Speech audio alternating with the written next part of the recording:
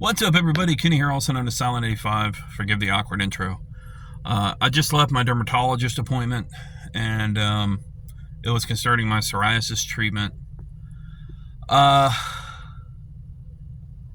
Psoriasis is such a challenge. Socially, mentally, psychologically. I mean, one and the same on the last two there. And physically. If you don't know about psoriasis, it's becoming fairly commonplace in the U.S., unfortunately. I've always said the U.S. is one big medical experiment, and in some ways that's true because we're constantly testing new stuff as they come out, and I'm testament to that. I'm actually trying a new one coming out this Tuesday. The most success I've ever had with a psoriasis and psoriatic arthritis treatment is Taltz. I'm going to give this new one a shot. It's supposed to be a combination of both Skyrizi and Taltz, fairly strong. Skyrizi, unfortunately, I've been on that the last 6 months, but the clearance rate, the skin clearance, like getting rid of patches, flaking, skin tears and whatnot, because your skin gets so dried out it tears, it's not a pretty sight. It's not fun. I deal with it in private areas, the back of my head, the back of my ears, on my face, in my beard, arthritis in both hands. So I'm doing what I can to try it out, and my skin looks really good right now, but that's the camera filter. I just realized that this is a new phone, and there's a beauty quote-unquote filter on it. I would usually use air quotes, but both my hands are preoccupied with the phone right now. I don't have anything to hold the phone in this new car as of yet, so I'm working on that. But anyway, again, if you don't know a whole lot about psoriasis, plaque psoriasis especially, red marks on your skin, for me, I did a video a few years ago showing the difference between what I had and what Taltz was doing for me. I just spoke with my dermatologist. He did suggest a new one coming out. I forget the name of it. But it's supposed to channel both 17A and 17F. There's different channels of receptors. Essentially, psoriasis is your immune system attacking your body. Because apparently it just goes dumb and it just, I'm gonna attack the body. So, anyway. And I don't mean that as anybody that sounds like that. I just thought it was a silly thing. But, anyway. Yeah. It's affected my life ever since I was 19. 19 years old, and I started developing this on the back of my head. It grew and grew. It took over my face. It took over my private areas. Took over my head. The flaking was horrible. I mean, you get looks that they're just like, wow, you have a serious dander problem. You need to shower more, that kind of thing. And that's not it. I mean, I even tell stories sometimes about how I made fun of it one year, and it covered the right side of my face, like a bunch of red marks and some flaking, especially my eyebrows. It's just nuts, man. And that Halloween, I went as Two-Face, and I pulled it off pretty well too.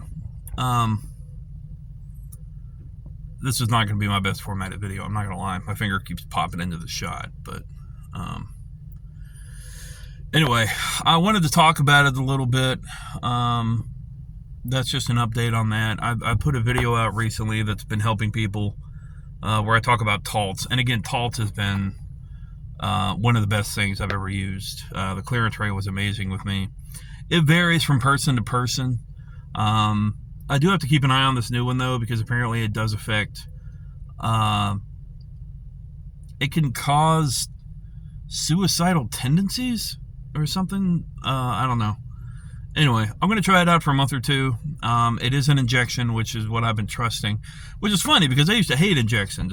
There's a pill alternative, but I already take enough pills for my Hashimoto's, my bipolar, blood pressure. Again, America is nothing but one big science experiment. And we're just along for the ride. But I'm also doing what I can to better myself, which is always a good thing.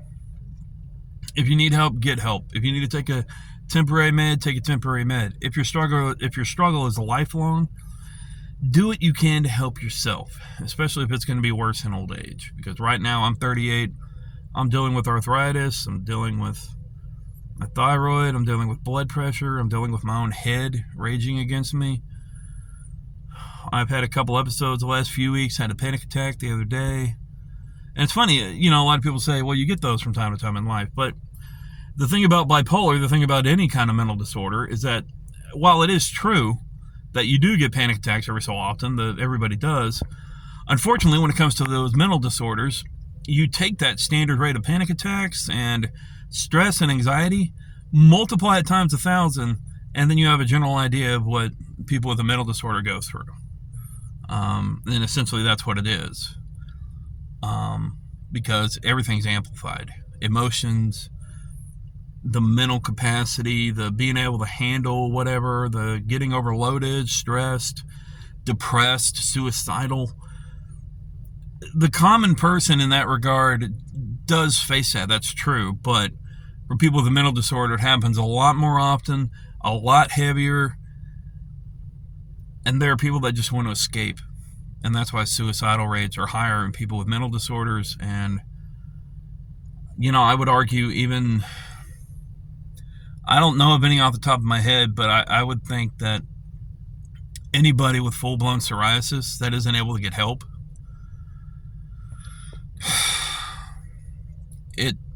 I can see it being a challenge for them in the day-to-day life. They may become withdrawn. They probably become a hermit because of the flaking and the redness and the tearing. And at some point, they probably just want to do exit stage left and not have to deal with it, especially full body psoriasis, because it's not fun, man. It is not fun. I only dealt with at most 25 to 30% of body coverage in my time. And, I never thought about taking my own life because of it, but I know that it was challenging mentally. I had more than a few crying episodes because I didn't understand what was going on when I first got diagnosed, before I got diagnosed. And at one point, I thought it was a bit of leprosy. I was like, what the hell did I do? So anyway, there's always a bit of a gamble. If you are on a bed or a biologics like Taltz or Skyrizi, just know that it's going to be different for everybody. Just be sure to talk to your doctor. Try to find a good doctor, too. One that'll actually talk to you. One that's not trying to sell you a product. I've ran into a couple of those in my time with as much as I've moved around. And they're not exactly helpful. Unfortunately, there's a lot of doctors that are just out for a paycheck, because they get paid an incentive, or they get boons or benefits for recommending new stuff. And the only reason I'm trying this new one out is because it's supposed to be as effective as Taltz, if not more. So I could be looking at total clearance, but at the same time, it's an immunosuppressant, so it does compromise my immune system. I know that's the give and take, but especially if it'll help with the arthritis in my hands, because that does affect my gaming. And as we all know, especially if you're a regular here on the channel, I am a major gamer for fighting, Friday the 13th, some shooter games, a lot of RPGs, especially in action events in RPGs, constantly pressing buttons. And I'm starting to notice a real thing, even at 38, that my arthritis has started kicking in hardcore, and I'm trying to do what I can to extend my gaming life, as it were. So I do see problems in the future. I don't know how my hands are going to be, but we'll see. Anyway, thanks for listening to me ramble.